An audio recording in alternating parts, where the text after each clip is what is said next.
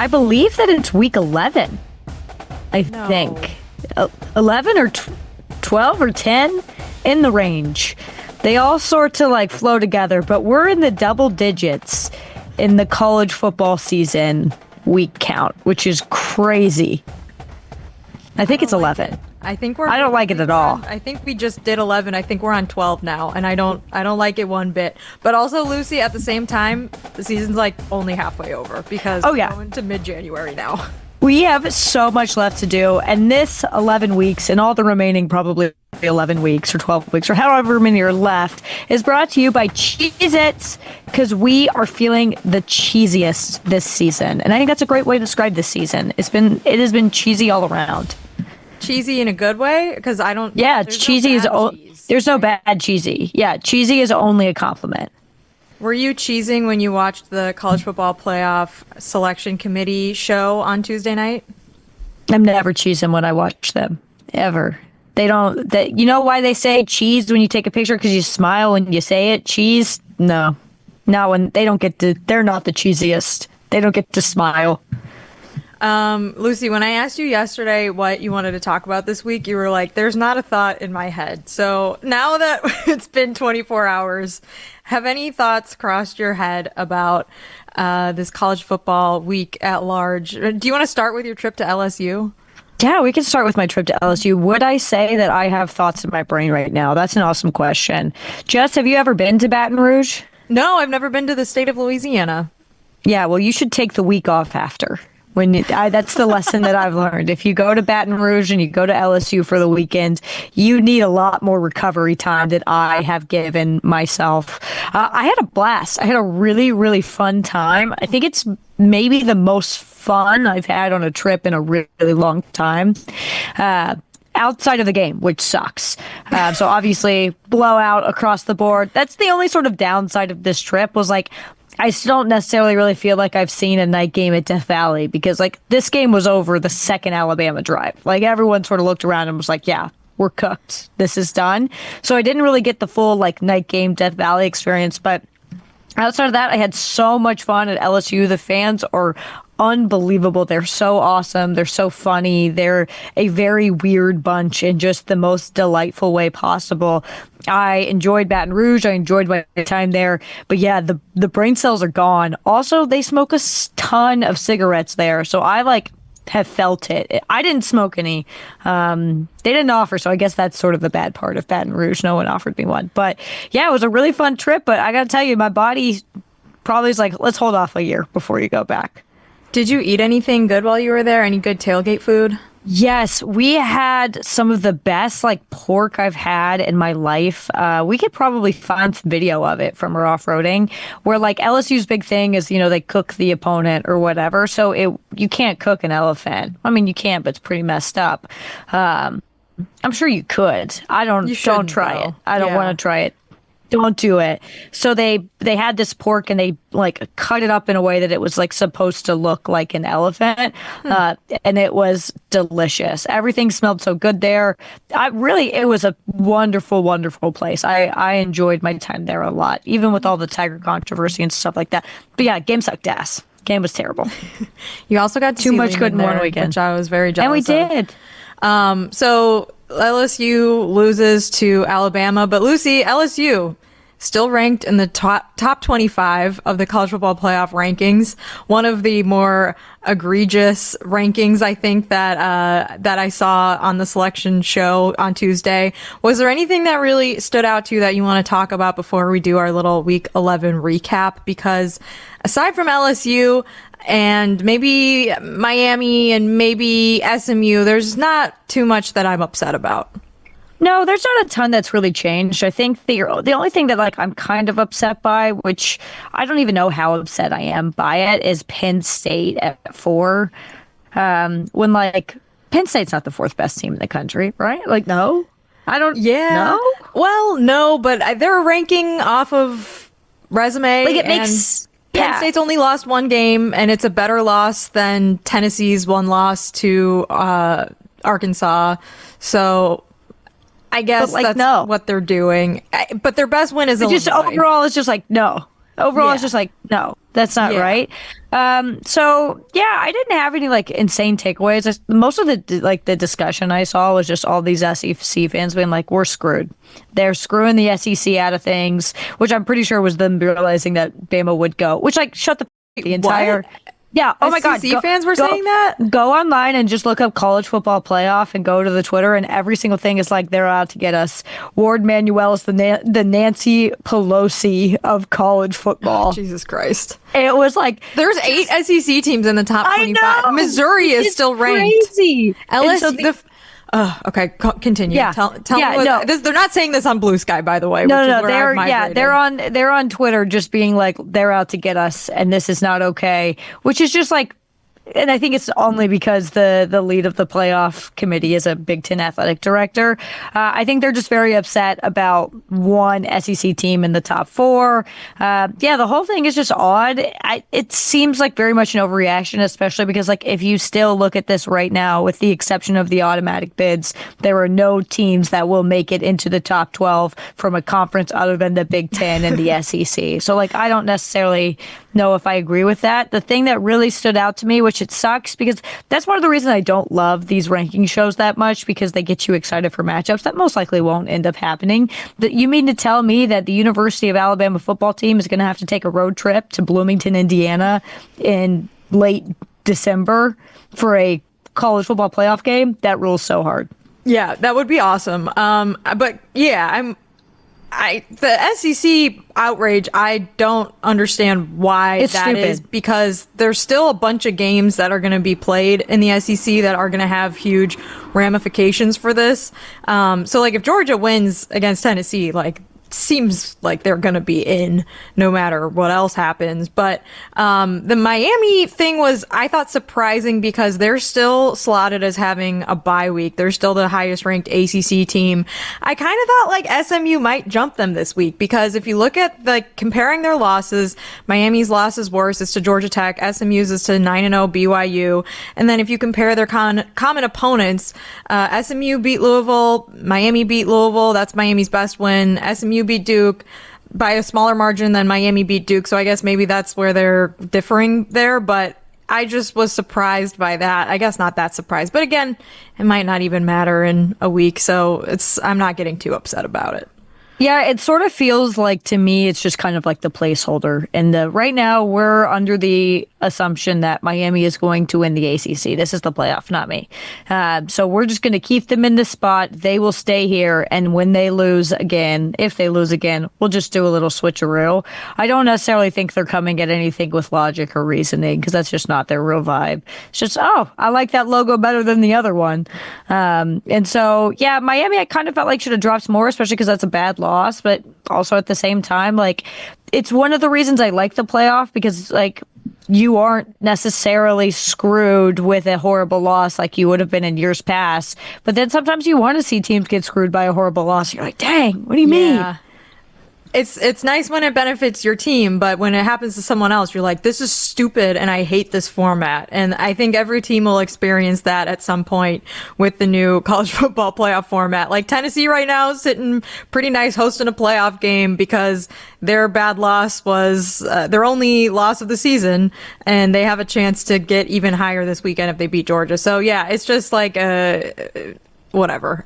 Lucy, I just can't get too upset about it at the moment. I will get upset about it in like 3 or 4 weeks. Oh, yeah. So do you want to talk about any other playoff stuff before we move on to week 11? I don't necessarily know if there's anything that sticks out to me. The thing that, like, my opinion on the playoff rankings, I'm going to get mad about the first one, and I'm going to get mad about the last one. But all the middle ones in between, I'm like, You've already, once you set that first precedent, once you make that first rankings, everything is based off of that. Everything will remain based off that. It's honestly kind of sneaky like the preseason poll. Everything remains based off that for the rest of the year. So, like, I'm not going to get too worked up or upset over anything right now. That's on, and that's why it's important to talk to a therapist on a weekly basis. You learn to control your emotions about the college football playoff, specifically, although she's not a big college football fan, so it's hard for her to keep up, but she does her best. She's like, I don't understand why BYU isn't higher if they're undefeated. And you're like, it doesn't matter, Susan. It's really don't. It's fine. You can tell that I'm out of brain cells today. I hear it in my voice and everything. And if you're going to be mean to me about that, internet, guess what? I don't even have enough brain cells to think about it. Okay, good opportunity to say mean things to Lucy right now if you're a YouTube commenter. Okay, let's move on to the big games from this past weekend. Miami at Georgia Tech. First loss of Miami season.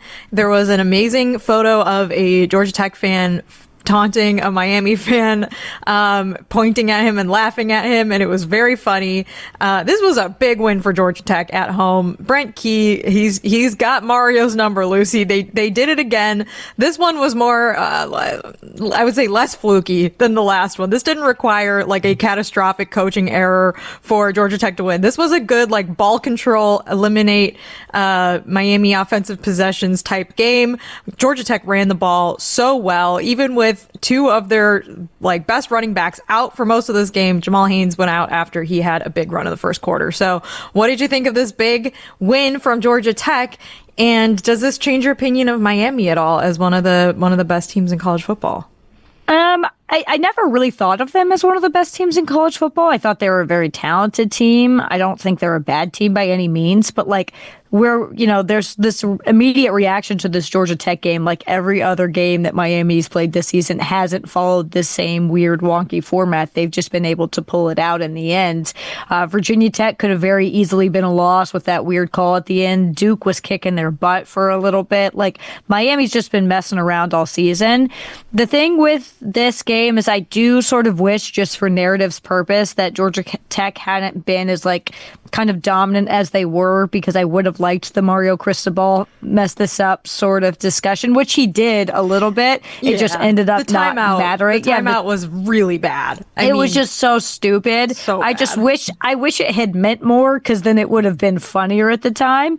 But yeah, Miami it's one of those things again where like the ACC has an automatic bids. With the exception of SMU and Miami, things are not looking good right now, and things aren't even necessarily looking particularly good with Miami. So, like, it sucks, but you're still very much in this entire process, but yeah, I don't know. I would not be surprised if Miami lost again, because every single week, if they lost, I would not have been surprised. I wasn't shocked they lost to Georgia Tech. Like, I wasn't. Well, I think so. Right now, Miami has the tiebreaker over Clemson. Miami and SMU both beat Louisville, and Clemson lost to Louisville. So right now, if the season ended today, one of Taylor's favorite games, Miami would be in the ACC championship game against SMU. But I did want to point out something, which is that Miami's defense in F+, which combines Brian Fremeau's FEI efficiency rating and Bill Connolly's S&P Plus rating.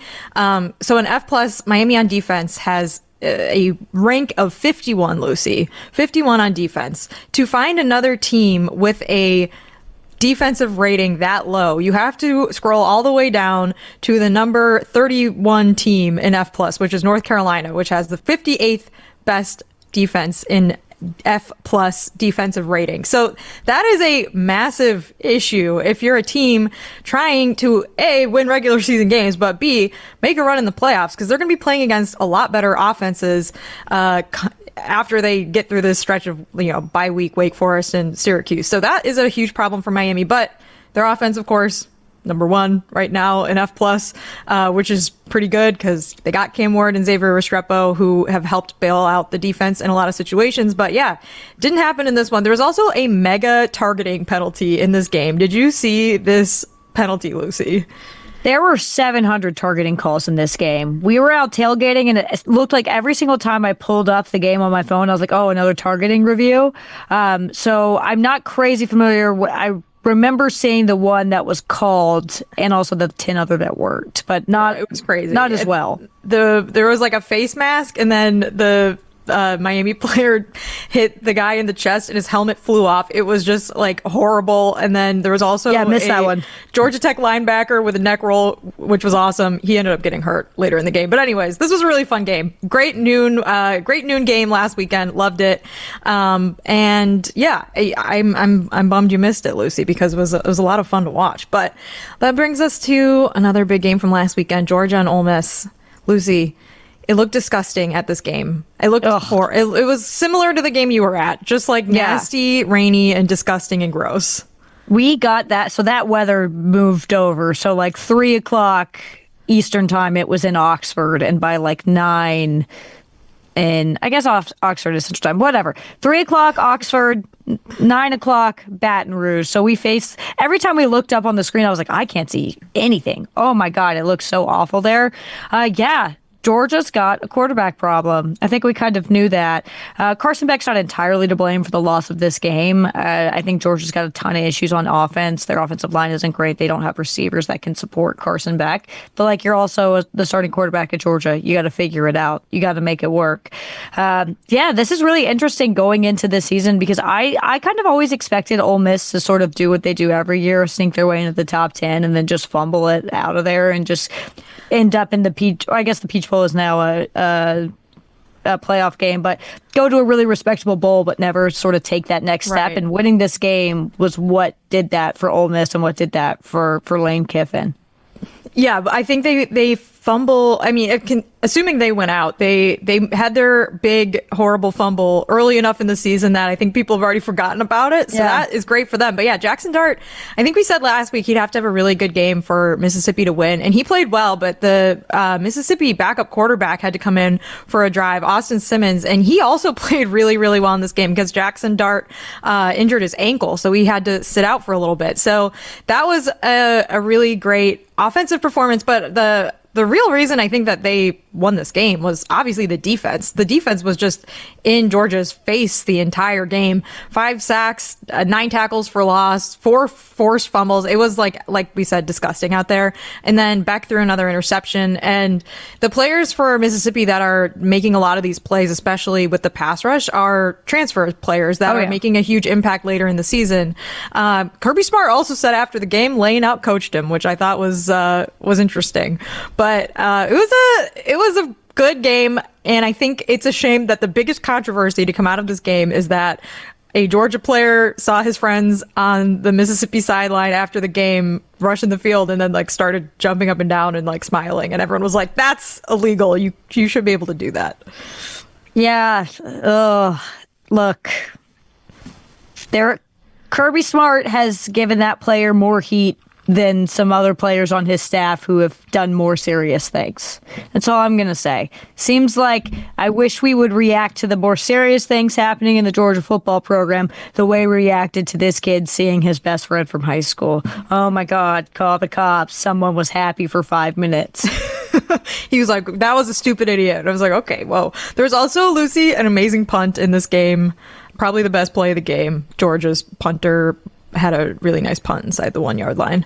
But yeah, now Georgia plays Tennessee, which we'll get to in a minute. But first, I think we should talk about Alabama, LSU.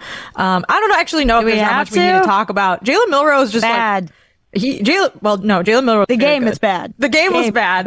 LSU, like Brian Kelly afterwards was like, people are going to watch this game and wonder what we worked on for the last 2 weeks because our defense still couldn't stop the design QB run game / mobile quarterback game. And he was right. That's exactly what everyone was thinking. I mean, you guys spent so much time worrying about getting a Tiger on that field, and you had you didn't even use the Tiger appropriately. You should have just opened the cage. After the third Jalen Milroe, just like 70-yard run or something, open the cage, let the Tiger out, then let it all be handled. Yeah, it was just a horrible, awful game. It was over as soon as it began. LSU, I think their defensive coordinator is the highest paid DC in the country. Gotta probably reevaluate that. Just awful across the board. It sucked. But once again, loved my time in Baton Rouge. Yeah, and I love when Jalen Milroe has a game like that, 185 rushing yards, 4 touchdowns, including that 72-yard scoring run. And Garrett Nussmeier had a brutal game. He's had 6 turnovers in the last 2 games, Lucy. That is not great. Those are Carson Beck numbers. It's not good. So before we move on to this weekend's game. Do you say this weekend or next weekend? The upcoming weekend's games. BYU almost lost to Utah, and we already talked about the athletic director getting really pissed and like saying that the game was stolen from them, but there was some bad clock management in this game, Lucy, and it came down to a 44-yard game-winning field goal with 4 seconds left for BYU to remain undefeated. They have had some, I think BYU deserves, to be where they are. You're undefeated. I don't care how you win games being undefeated, and incredibly impressive. They have just had some fluky stuff this year. I look at the Utah game and I look at the Oklahoma State game. Things have just gone their way. Dare I say, God on their side. That is you could be right.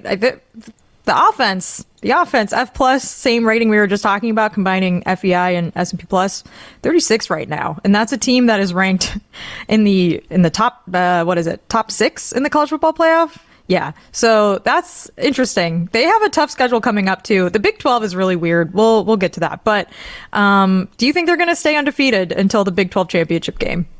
I know they're at Arizona State in 2 weeks. Arizona State has done some like really incredible things with their program this year and the way that they've turned around. And it probably was one of the worst situations inherited by a new head coach with Kenny Dillingham, just with all the NCAA violations. Everybody's gone. It was just really messy there. But Arizona State's played incredibly well this year. It's definitely like the feeling of a trap game.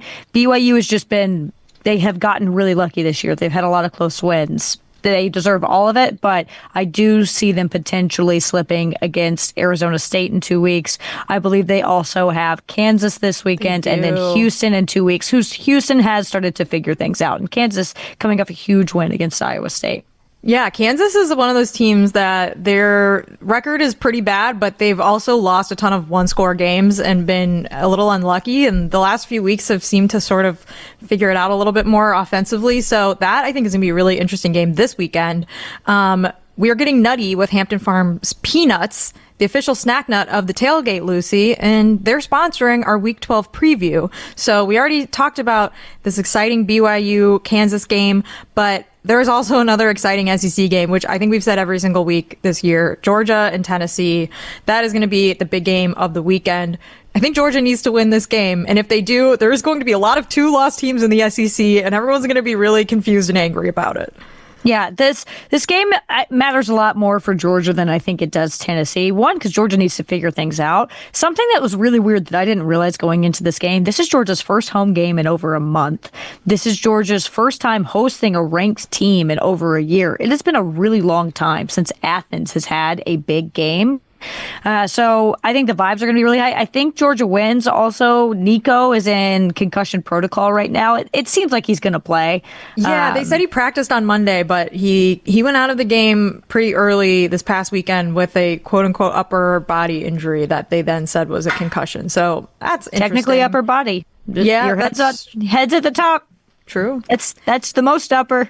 I like that this game is in Athens, Lucy. Georgia, just a great home atmosphere. I think they're going to win this game. I think they're going to win this game, and I think it's going to make the college football playoff rankings an even bigger mess than it already has been. And yeah, the thing with Tennessee is this is not the normal. Tennessee is a very good team, but their offense really struggles, and I kind of think Georgia's defense will make things. They'll go Georgia's way. Fingers crossed. I don't know why I really want Georgia to win this one. I think it's just because I'm going to be there.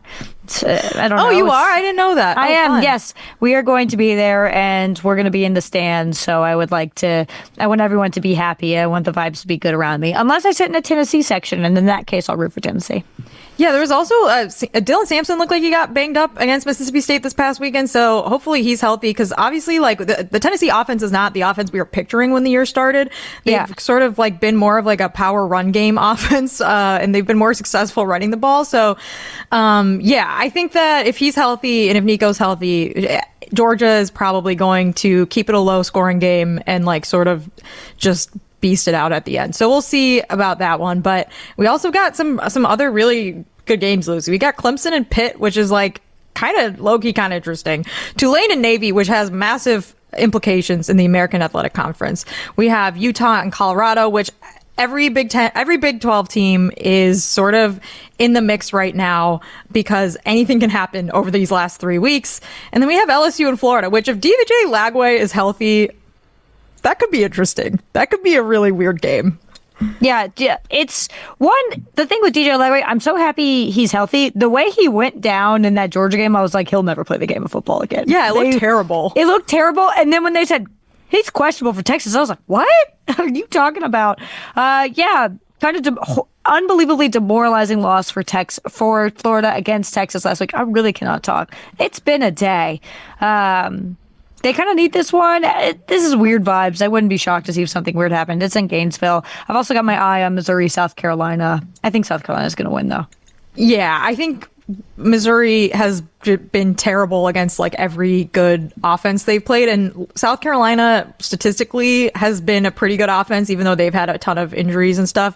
And we know their defense is good, and their defense has won them a bunch of games. But like, barring Shane Beamer doing something really weird in the first quarter of this game, I think South Carolina will win that game, and Missouri will finally exit the top 25 rankings. Sorry, Eli Drinkwitz. I know that you were very happy to put yourself back in the conversation after that Oklahoma win, but I'm ready to kick you right back out. Crazy. Yeah, I think South Carolina wins. I feel pretty good about that one. It's like a weird weekend where there like aren't the like total normal marquee matchups we were used to. Like, it's pretty much just Georgia, Tennessee. But the last time this happened, it was a blood week. So I'm not saying it's going to be a blood week, but blood week is always on the table. You know, every week could be a blood week, but I'm not saying that. Well, we will be here to talk about whatever the week, blood or non-blood week. We will be here to talk about it next week. Lucy, have fun in Georgia. Enjoy Athens. Thank you. I'm a little nervous because the LSU, the brain cells are gone. I feel like Athens might also lead me to that dead space. Be the final nail in the coffin. We're going to Harvard Yale next week. I kind of wish we had switched the two. It would have been a nice little breather. All right, well, have fun. And if you like the show, subscribe, follow, send us a message. Tell us what you want us to talk about. We're always here.